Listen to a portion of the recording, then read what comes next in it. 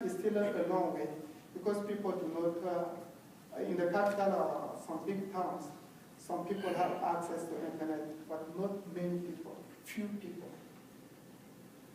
So this makes things hard, and when something happens, when they torture people or they kill them or they arrest them, no one hears about it. The reason I said we cannot come out with a solution for the continent, but we can make a difference in the continent, is that if yesterday, only with the voice of a human rights activists, that most of them are Americans, the life start changing day to day. We who are victims, if we come together, if we go by country, it's hard for people to understand or to take action. But when we join our voice together, and when there's something wrong going on, it is easy for us to know what is to know the truth. If you send us some human rights organization or something like that, sometimes the government will say, hey, the area where they will go and get the right things, the government will say, don't go there. That area is not safe. Or maybe they can let you go, but they prepare people who will welcome you, and people are afraid to tell the truth. These are one of the reasons that we said that by joining our voice together, and if we can have support of the human rights activists or Americans with good heart, our voice can be heard. And when there's something wrong going on, through our own networking, we are from the area, we know different ways that people can give us the information. And when we express that information, and someone help us to take that information to another level, maybe they will contact, let's say, embassy or maybe other institutions to say, hey, there's something going on, would you stop, or would you let us know, and other things like that. This type of thing, it saves life.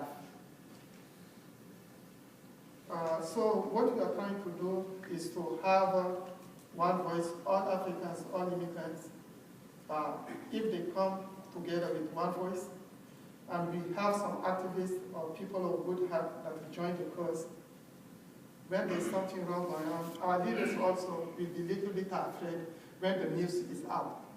But when the news is not out, they kill people like they want, they torture people like they want, and people can no longer have their voice. But as right now, our strategy in Africa, we are trying to reach some different, we are in a few universities already. We have our chapters there. And small by small, we will be in different areas.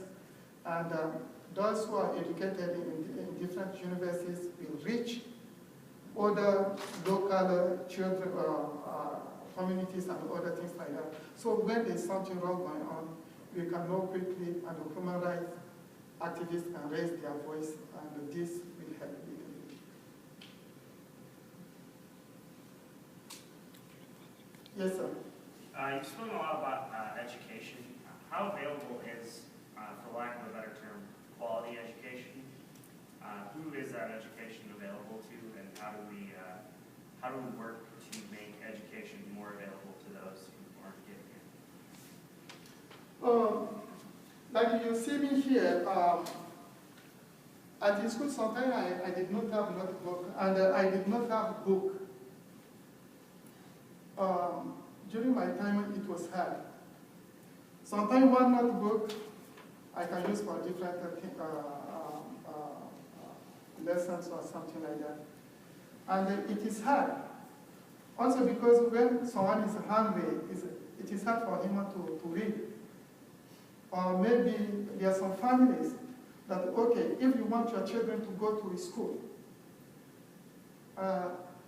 those children, they are the ones that will help you in your field. So next year they can get food to eat. So it is a real challenge.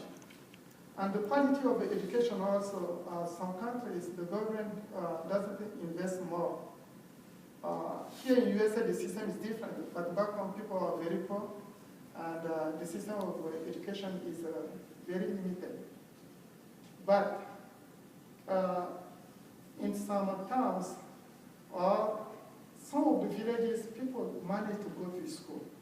Now, the best way, what we should do to encourage those people, what their government or their communities can do to help them.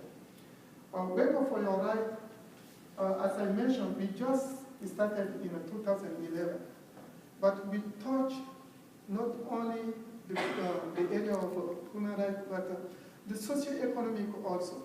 And in educational area, we sent a container of a book in Chad, and the book will arrive, officially it will arrive on December 2nd in the capital of Chad.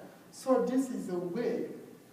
It's not doing big things that make difference, but those small things, it encourages some children as well as their parents to encourage their children to go to school.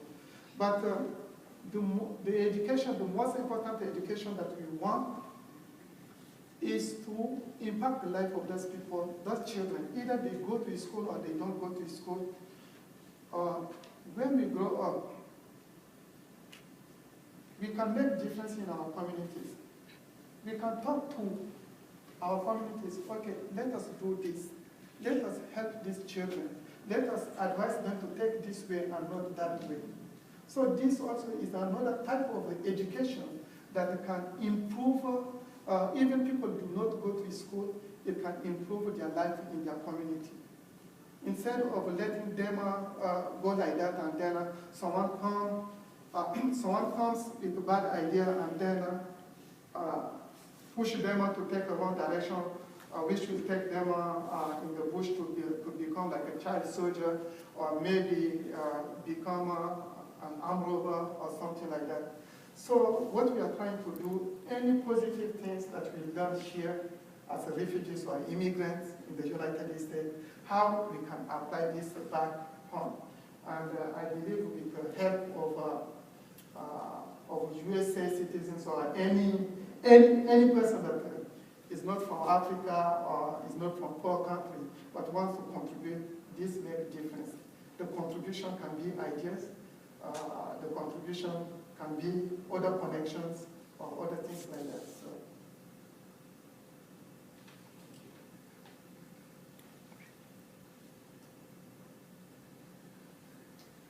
Yes, ma'am. What is the purpose of the coordinations? You have 3 coordinations there. Yeah, the coordination, and maybe the 3 coordinations will grow. Like in America, we say we have our coordination. The coordination of America that will control other chapters. In Europe, they have their coordination that will control other chapters in Europe. And in Africa also, we have a coordination.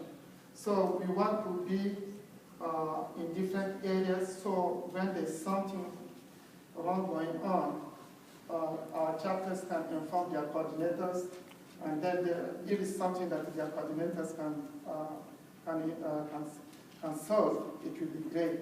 Otherwise, they will contact the international board members.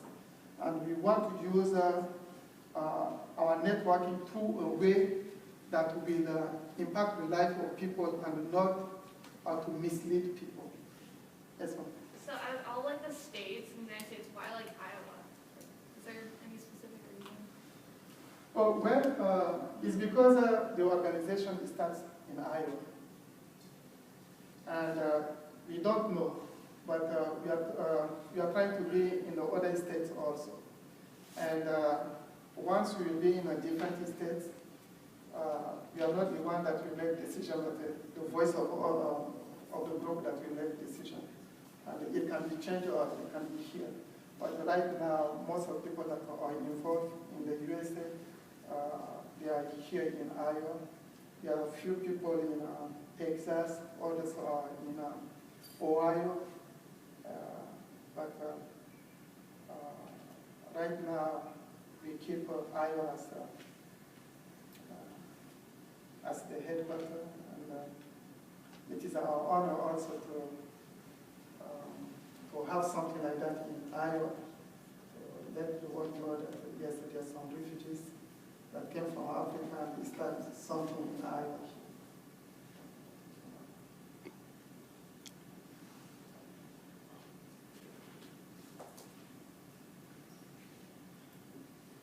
Are there any more questions? Well, we thank you so much for coming.